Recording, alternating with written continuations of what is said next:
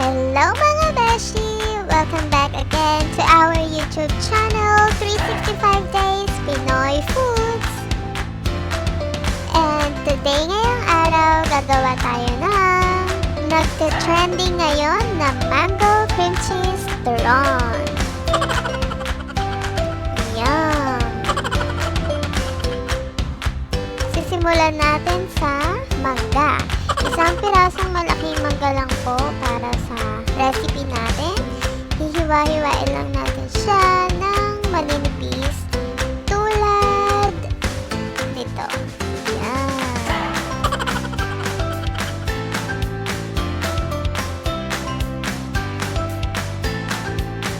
And gagamit po tayo ng kutsara para mas madaling ma-peel off ang balat. Oh, diba? Ang next na ingredients natin ay ang cream cheese. Any brand po na gusto nyo, pwede. Ito lang kasi ang common sa market at madaling hanapin. Magnolia, Buchanan. Tapos, ayan po, hiwa-hiwain nyo lang din ng manipis based sa preferred na size o magiging size na gusto nyo. Ano daw? Then, ang next step po ay babalutin na natin siya gamit ang lumpia wrapper. So, gayahin nyo lang po yung nasa video. So, base sa both sides. Then, roll. Okay. Tapos po, ang pang-seal sa dulo ay tubig lang. Huwag kayo masyadong ma-pressure, lumpia lang yan. Okay, ibang angulo naman po. At pwede rin po pala kayong magdagdag ng brown sugar sa loob nito para mas makadagdag ng tamis sa ating lumpia. Ang cream cheese po kasi natin ay medyo maalat, kaya bagay na bagay siya sa super tamis na mangga. Ayan, close up po ulit. And again po, depende po sa inyo kung anong size ang gusto nyong kalabasan nitong mango cream cheese turon natin. Kung gusto po na may pagka-cheese stick, form, medyo mahaba, pwede nyo po hiwain ng pahaba pa ating mga sangkap. Kaya pa ba mag-explain?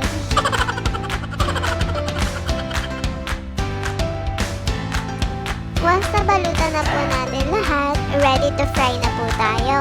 Siyempre, maglalagay tayo ng mantika and tutunawin natin ang asukal. Sa asukal, pwede po kayong gumamit ng white sugar o yung washed sugar lang kung hindi nyo bet yung medyo dark na color ng brown sugar. Once natunaw na po ang asukal sa mantika, pwede na natin ilagay ang ating mga lumpia. Alalay lamang po sa apoy para hindi agad masunog ang ating asukal at papait po ito. And again, pwede po kayong gumamit ng light brown sugar o yung white sugar kung hindi nyo bet yung ganitong klaseng, ganito ka brown. Oo.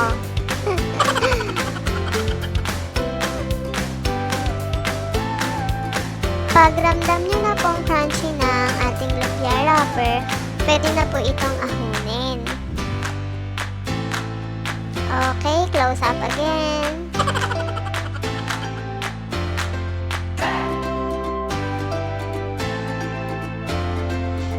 Dito pa lang nakakatakam na.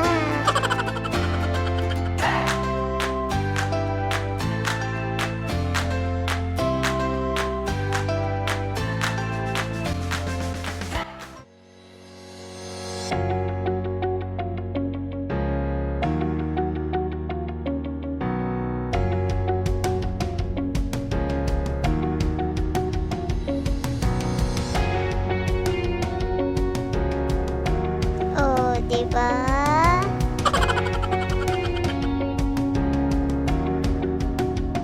Ngayon naman, try natin siyang hiwain sa gitna.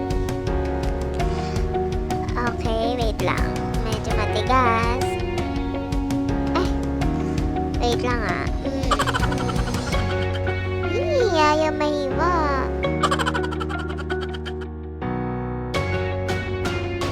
Bahala ka dyan.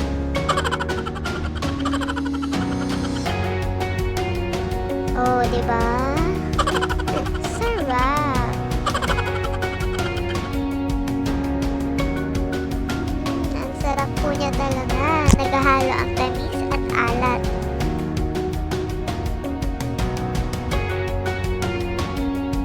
Ayun lamang po para sa video na ito. Maraming salamat sa panonood. Please like and share and subscribe sa aming YouTube channel. Hanggang sa susunod. Salamat!